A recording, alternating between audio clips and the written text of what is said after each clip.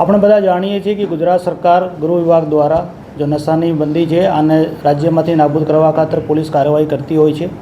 આ જ કડીમાં અમદાવાદ શહેર પોલીસ પણ સમયાંતરે વારંવાર એનડીપીએસની જે પ્રવૃત્તિના નાબૂદ કરવા ખાતર કેસો કરતી હોય છે.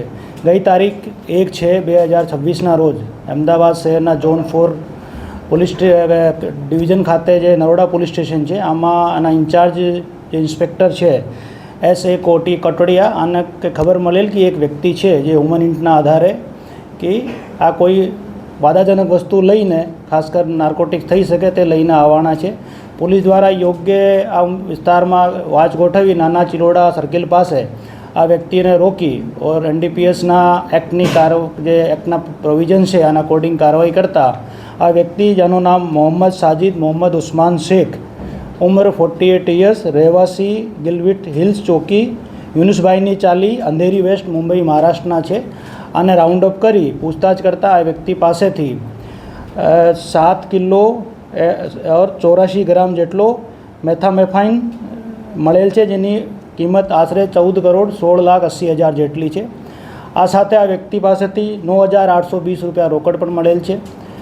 પ્રાથમિક પૂછતાછમાં આ સિદ્ધ થયેલ છે આ વ્યક્તિએ આજે એનડીપીએસનો મુદ્દામાલ છે આ જયપુર ખાતેથી લઈને આવેલ છે અને લઈને મહારાષ્ટ્ર જવાના હતા. આ ભાઈએ મહારાષ્ટ્રમાં ક્યુબેન નામના એક નાઇજીરિયન છે આના સંપર્કમાં હતા. આ ક્યુબેન નામના જે નાઇજીરિયન છે આ દ્વારા આને કેરિયર તરીકે યુઝ કરવા ખાતર એડવાન્સ 10,000 રૂપિયા આપવામાં આવેલ.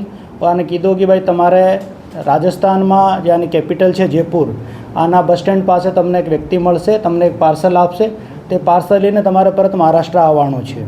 આ ભાઈ ટ્રેવલ્સની બસ પકડીને મહારાષ્ટ્રથી જયપુર ગયા, ત્યાંથી પાર્સલ લઈને પાછા બોમ્બે પરત જવાના હતા.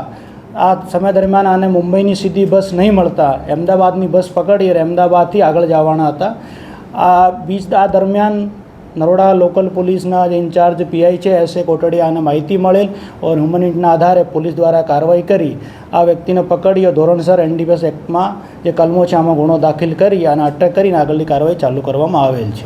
આપના પોતાના પ્લેટફોર્મ લલકારને લાઈક કરો, ફોલો કરો, સબસ્ક્રાઇબ કરો અને શેર કરો.